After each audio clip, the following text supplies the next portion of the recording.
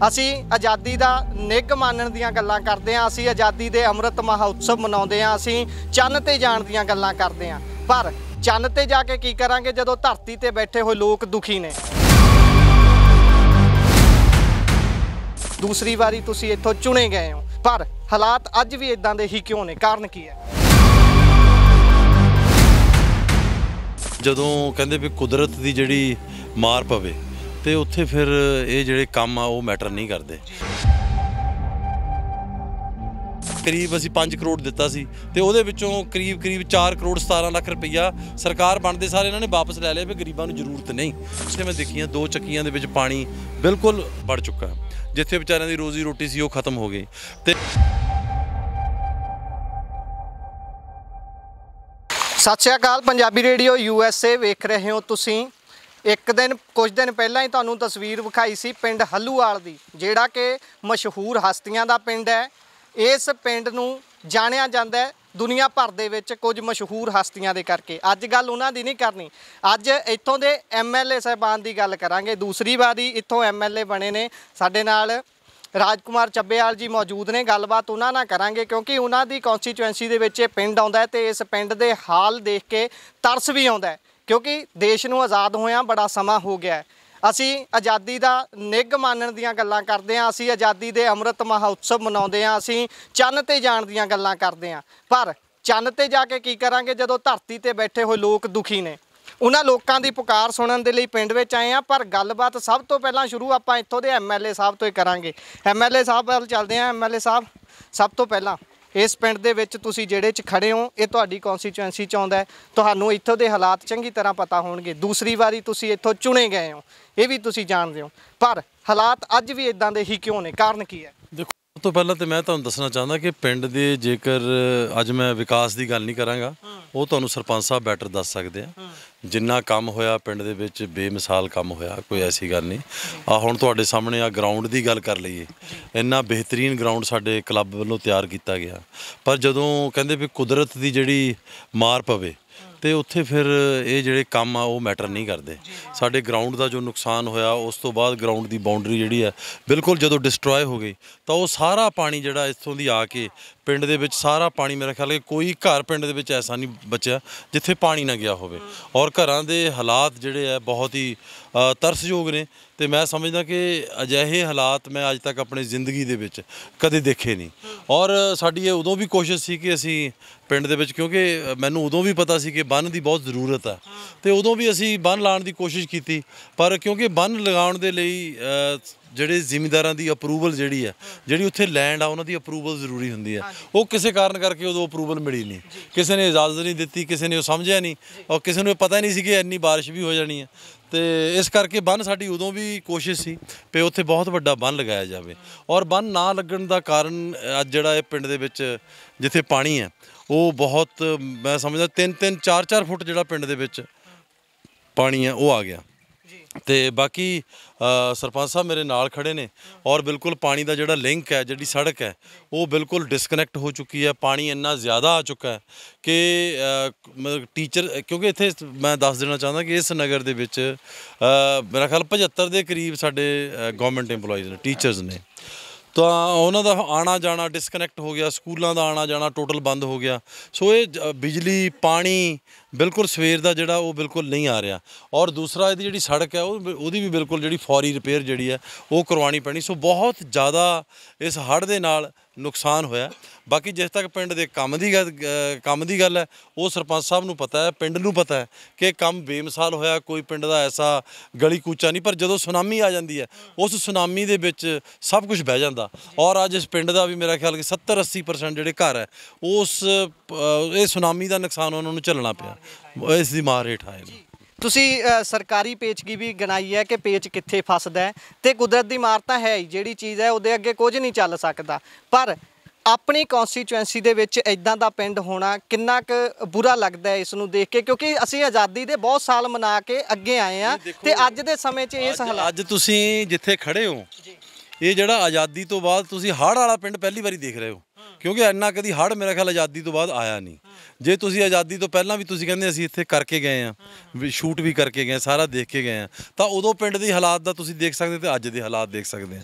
ਇਹ ਜੋ ਅੱਜ ਦੇ ਹਾਲਾਤ ਤੁਹਾਨੂੰ ਨਜ਼ਰ ਆ ਰਹੇ ਆ, ਇਹ ਹੜ੍ਹ ਤੋਂ ਬਾਅਦ ਦੇ ਹਾਲਾਤ ਆ। ਜਿਹੜੇ ਹੜ੍ਹ ਤੋਂ ਪਹਿਲੇ ਹਾਲਾਤ ਆ ਉਹ ਮੇਰਾ ਖਿਆਲ ਪਿੰਡ ਦੀ ਕੋਈ ਐਸਾ ਗਰਾਊਂਡ ਦੀ ਗੱਲ ਹੈ ਜਾਂ ਕਿਸੇ ਹੋਰ ਜਿਮ ਦੀ ਗੱਲ ਹੈ, ਕਲੱਬ ਦੀ ਗੱਲ ਹੈ, ਜਾਂ ਪਿੰਡ ਦੀਆਂ ਗਲੀਆਂ ਨਾਲੀਆਂ ਦੀ ਗੱਲ ਹੈ, ਕੋਈ ਐਸੀ ਪਿੰਡ ਦੇ ਟਿਊਬਵੈੱਲ ਦੀ ਗੱਲ ਹੈ।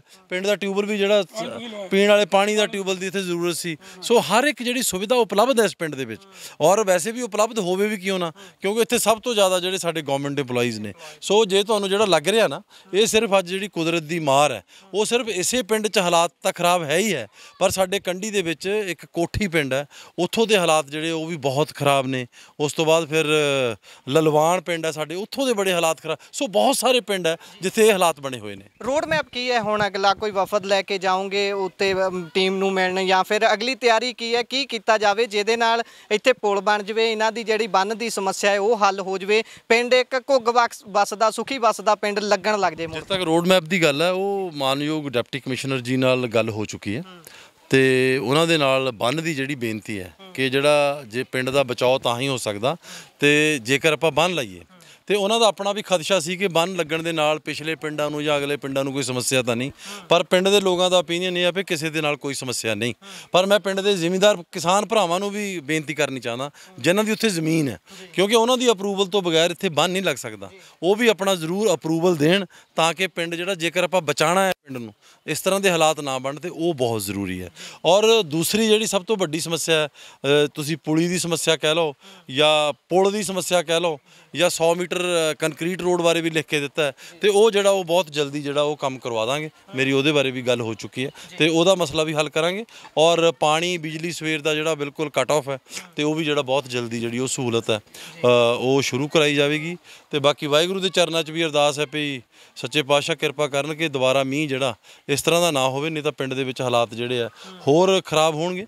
ਤੇ ਮੈਂ ਜਿਹੜਾ ਜ਼ਿਲ੍ਹਾ ਪ੍ਰਸ਼ਾਸਨ ਨੂੰ ਵੀ ਬੇਨਤੀ ਕਰਨੀ ਚਾਹੁੰਦਾ ਵੀ ਜਿੰਨੀਆਂ ਵੀ ਮੰਗਾਂ ਮੈਂ DC ਸਾਹਿਬ ਨਾਲ ਵੀ ਰੱਖੀਆਂ, SDM ਸਾਹਿਬ ਨਾਲ ਵੀ ਰੱਖੀਆਂ, ਉਹਨੂੰ ਸੀਰੀਅਸਲੀ ਲੈ ਕੇ ਉਹਨਾਂ ਨੂੰ ਰੀਲੁੱਕ ਕਰਨ ਤੇ ਉਹਨਾਂ ਤੇ ਅਮਲ ਕਰਕੇ ਤੇ ਜਲਦ ਤੋਂ ਜਲਦ ਜਿਹੜਾ ਇੱਥੇ ਉਸਾਰੀ ਬੰਨ੍ਹ ਦੀ ਵੀ ਕੀਤੀ ਜਾਵੇ, ਸੜਕ ਦੀ ਵੀ ਕੀਤੀ ਜਾਵੇ, ਤੇ ਲੋਕਾਂ ਦੇ ਜਿਹੜੇ ਮੁਆਵਜ਼ੇ ਨੇ, ਕਿਉਂਕਿ 2 ਚੱਕੀਆਂ ਇੱਥੇ ਮੈਂ ਦੇਖੀਆਂ, 2 ਚੱਕੀਆਂ ਦੇ ਵਿੱਚ ਪਾਣੀ ਬਿਲਕੁਲ ਵੜ ਚੁੱਕਾ, ਜਿੱਥੇ ਵਿਚਾਰਿਆਂ ਦੀ ਰੋਜ਼ੀ ਰੋਟੀ ਸੀ ਉਹ ਖਤਮ ਹੋ ਗਈ।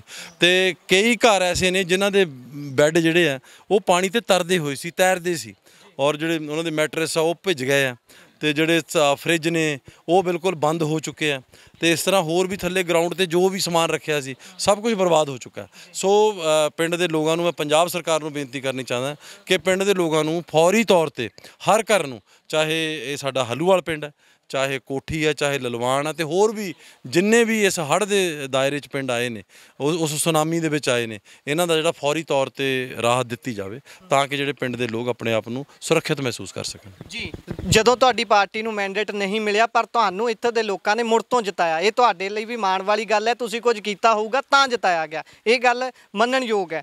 ਪਰ ਹੁਣ ਤੁਸੀਂ ਮੌਜੂਦਾ ਭਗਵੰਤ ਮਾਨ ਸਰਕਾਰ ਦੇ ਅੱਗੇ ਕੀ ਇਹੋ ਤਜਵੀਜ਼ ਰੱਖੋਗੇ, ਜਾਂ ਕੀ ਉਹਨਾਂ ਨੂੰ ਕਹਿਣਾ ਚਾਹੁੰਦੇ ਹੋ ਕਿ ਇੱਧਰ ਇੱਕ ਮੇਅਰ ਦੀ ਨਿਗਾਹ ਕਰਨ, ਕਿਉਂਕਿ ਲੰਬਾ ਸਮਾਂ ਹੋ ਗਿਆ, ਸਰਕਾਰਾਂ ਵੀ ਬਹੁਤ ਲੰਘ ਗਈਆਂ। ਤੁਹਾਨੂੰ ਪਹਿਲਾਂ ਹੀ ਕਹਿਤਾ ਵੀ ਪੰਜਾਬ ਸਰਕਾਰ ਨੂੰ ਵੀ ਸਾਡੀ ਬੇਨਤੀ ਆ, ਕਿਉਂਕਿ ਮੁੱਖ ਮੰਤਰੀ ਜਿਹੜੇ ਪੰਜਾਬ ਨੇ ਸਰਦਾਰ ਭਗਵੰਤ ਸਿੰਘ ਮਾਨ ਨੇ, ਤੇ ਅਸੀਂ ਉਹਨਾਂ ਨੂੰ ਇਹ ਬੇਨਤੀ ਕਰਦੇ ਹਾਂ ਸਰਕਾਰ ਨੂੰ ਵੀ, ਕਿਉਂਕਿ ਸਰਕਾਰ ਦੇ ਕੰਮ ਸਰਕਾਰ ਨੇ ਕਰਨੇ ਹੁੰਦੇ ਆ ਤੇ ਵਿਰੋਧੀਆਂ ਦੇ ਕੰਮ ਵਿਰੋਧੀ ਧਿਰ ਨੇ ਕਰਨੇ ਹੁੰਦੇ ਆ।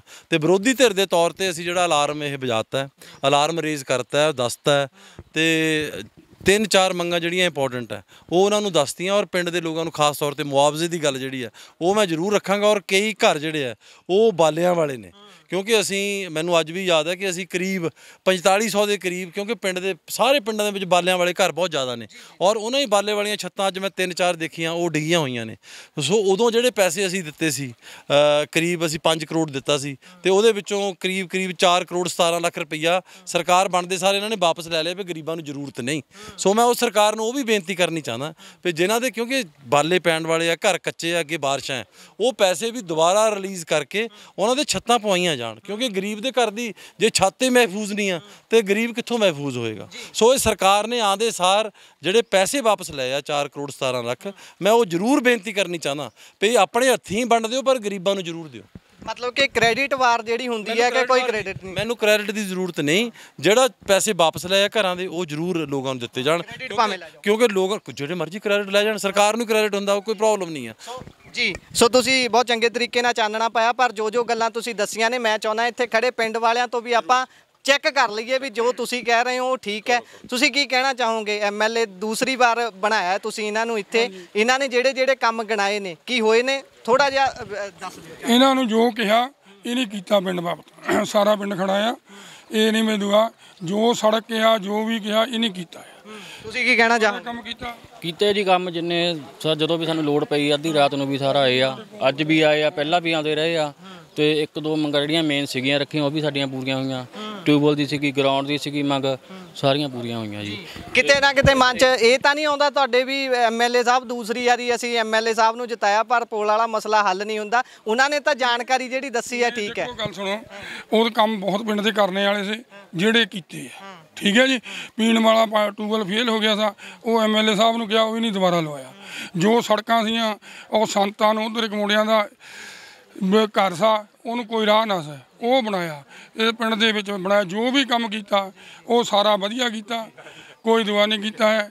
ਹੁਣ ਗੱਲ ਇਹ ਆ, ਹੁਣ ਅਸੀਂ ਸਰਕਾਰ ਨੂੰ ਦੂਜੀ ਬੇਨਤੀ ਕਰਦੇ ਹਾਂ ਵੀ ਸਾਡਾ ਪੁਲ ਬਣਿਆ ਜਾਵੇ। ਇਸ ਵੇਲੇ ਵੀ ਸਾਡੇ ਕੋਲ ਦੁੱਖ ਦੀ ਘੜੀ ਦੇ ਵਿੱਚ ਐਮਐਲਏ ਸਾਹਿਬ ਆਏ ਆ ਕੇ ਸਾਰਿਆਂ ਘਰਾਂ ਦੇ ਵਿੱਚ ਘੁੰਮੇ ਆ, ਤਾਂ ਉਹਨਾਂ ਨੂੰ ਮੁਆਵਜ਼ਾ ਦਿੱਤਾ ਜਾਵੇ ਜਿੰਨਾ ਨੁਕਸਾਨ ਹੋਇਆ। ਐਮਐਲਏ ਸਾਹਿਬ ਤੁਹਾਨੂੰ ਇਸ ਗੱਲ ਦੀ ਵੀ ਬਹੁਤ ਅਸੀਂ ਵਧਾਈ ਦੇਣਾ ਚਾਹਾਂਗੇ, ਬੇਸ਼ੱਕ ਇਸ ਸਮੇਂ ਦੁੱਖ ਦੀ ਘੜੀ ਹੈ ਕਿ ਤੁਸੀਂ ਘੱਟੋ ਘੱਟ ਆ ਕੇ ਤਾਂ ਖੜੇ ਹੋ, ਨਹੀਂ ਤਾਂ ਇੱਥੇ ਦੇਖਦੇ ਆ ਕਿ ਸਭ ਕੁਝ ਹਟ ਜਾਂਦਾ ਹੈ, ਸਰਕਾਰਾਂ ਅੱਖਾਂ ਮੀਟ ਕੇ ਖੜ ਜਾਂਦੀਆਂ। ਆਉਂਦਾ ਕੀ ਹੈ ਅੰਤ ਦੇ ਵਿੱਚ ਇੱਕ ਛੋਟਾ ਜਿਹਾ ਟਵੀਟ। ਦੇਖੋ ਹਾਲਾਤ ਇਹ ਸੀ ਵੀ ਜਿਹੜੇ ਸਾਹਮਣੇ ਤਾਂ ਬਿਲਕੁਲ ਤੁਸੀਂ ਦੇਖਿਆ ਕਿ ਤੁਸੀਂ ਵੀ ਬਹੁਤ ਮੁਸ਼ਕਿਲ ਨਾਲ ਮੇਰੇ ਖਿਆਲ ਪਹੁੰਚੇ ਆ। ਜਿਸ ਤਰ੍ਹਾਂ ਤੁਸੀਂ 2 ਘੰਟੇ ਮਸ਼ੱਕਤ ਕਰਕੇ ਇੱਥੇ ਪਹੁੰਚੇ ਆ। ਮੈਂ ਪਹਿਲਾਂ ਬਿਲਕੁਲ ਉੱਥੇ ਖੜਾ ਸੀ ਤੇ ਉਸ ਤੋਂ ਬਾਅਦ ਟਰੈਕਟਰ ਤੇ ਚੜ੍ਹ ਕੇ ਫਿਰ ਅਸੀਂ ਇਹ ਪਿੰਡ ਪਹੁੰਚੇ ਆ।